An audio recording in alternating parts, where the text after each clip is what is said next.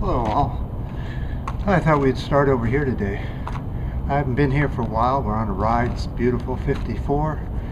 Probably going to get about 72 today in this horrible winter weather we're having. I came over here because years ago, right over in this area here, in the 60s, a band set up there, just a private band, and they began to play. They were just playing for a few people. The way you get here is through here.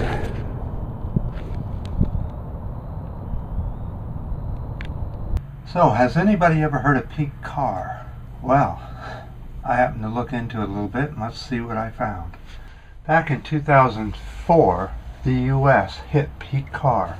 There are four basic reasons why we've hit peak car. Economic downturn, of course, makes it harder for people to buy cars. The change in lifestyle. In other words, we're not needing to keep up with the Joneses quite as much as we used to, so we tend to keep cars longer. Work pattern changes. In other words, we're getting closer, living closer to work, so we don't quite need as many cars. The one partner will take the other partner to work and then head to work themselves and then reverse the pattern. Also, a lot of people are now moving into cities, which means they can use public transportation to get to work. But the biggest one is right here, the fuel efficiency, which is making... Well, I dropped the pen. Stay. That pen's getting wild, isn't it? Let's look more into this fuel efficiency thing. That, of course, is how we try and keep climate change down. Interesting, because so many years ago that happened, and it was such a memorable concert. Not too far after that, the protest against the war in Vietnam was going on.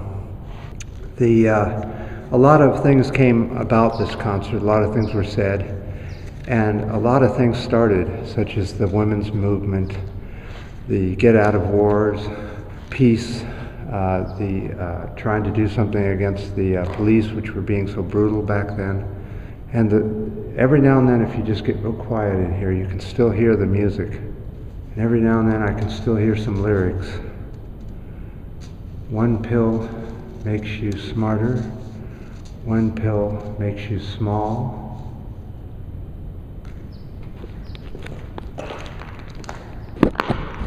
The one that Mother's gives you does nothing at all. Okay, I went and researched how many miles per gallon each country is demanding on their auto fleet manufacturing. Let's take a look. Okay, so each country puts regulations in of what the minimum MPG can be for your cars and light duty trucks. In the US, all vehicles, light duty vehicles, are gasoline except for some trucks. The US has regulations to 23.6 miles per gallon. However, you can get much higher than that in the US if you buy a particular type of car. Europe, the regulations are 42 miles per gallon, and in Japan it's 48. The regulations do not use MPG. They use carbon dioxide output and how much carbon is emitted to determine what the MPG would be. So this was kind of hard to do, and there are vehicles in Japan that get up to 63 MPG. The US, you won't find that. Europe and Japan are also using far more diesel powered cars and trucks, and they get a lot more efficiency out of a diesel engine than you do a gasoline engine. A gasoline engine will give you a lot of high-end power, but a diesel engine will give you a lot of low torque and power, a lot more efficient burn out of the fuel. And so this is why, one of the reasons peak car happened in 2004, is the cars are made better, we don't have to buy as many. Keeping up with the Joneses doesn't seem to count as much as in cars as it used to. Though in the US, we're still keeping up with the Joneses because we have to buy the biggest vehicle we can possibly get. people in the U.S. have to keep up with the Joneses. A lot happened in the 60s and 70s. The environmental movement was started in 1973, called Earth Day, even though there was environmental movement way before that. Many things started all in just a few years. And then as soon as we got out of Vietnam, people said, forget it. We're not going to do it anymore. Then there was a small thing called Occupy. But nothing compares to what happened in the 60s here and in the Bay Area. Well, it's a good thing that we are getting a lot more efficient with our vehicles and our transportation, because the latest news on the environmental changes that are going on around the world are pretty amazing. Let me show you. This is the warmest November on record ever since record keeping began in 1880. Last year was the second warmest November since record keeping. As far as ocean temperatures have gone, in 2013, the third warmest ocean on record since record keeping. And not only that, but there have been 345 consecutive months of warmer temperatures than in the 20th century. Things are looking pretty sad for the planet. Okay, let's go and look at just a few more things about global climate change. This is some more of the news.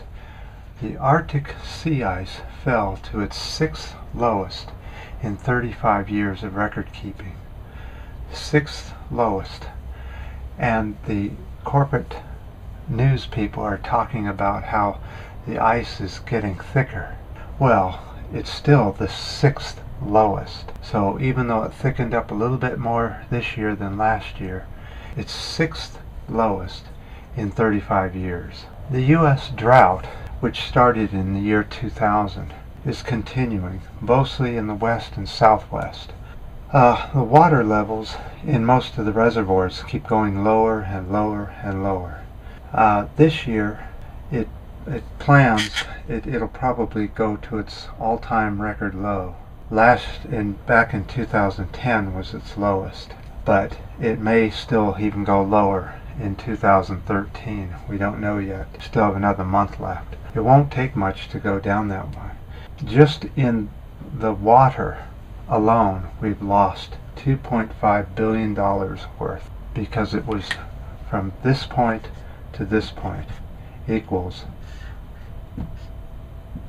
in revenue losses, just in the U.S. alone.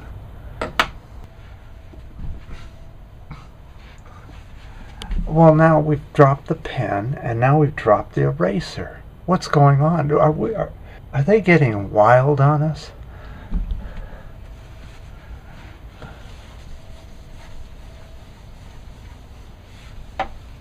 The eraser's getting a bit old. We may have to get a fund drive to get a new eraser. I'll let you know. Okay, Russell has left a comment. Let me show you on my last video.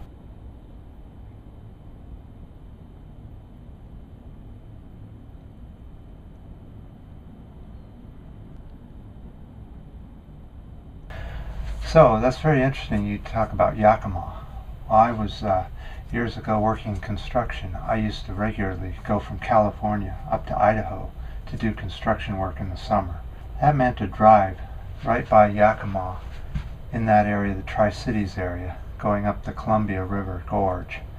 And every now and then it would be so terribly hot that we would stop along the road and jump out into the Columbia River, not knowing about the radiation and all the sewers upline that poured into the river.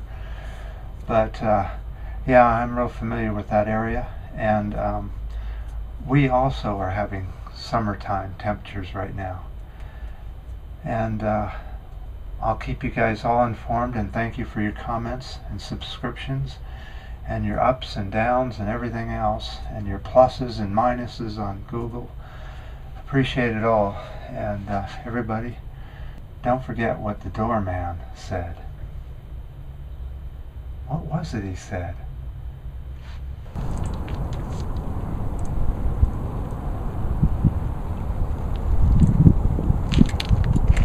As you can see, we're having a terrible polluted day. That is San Francisco over there, by the way.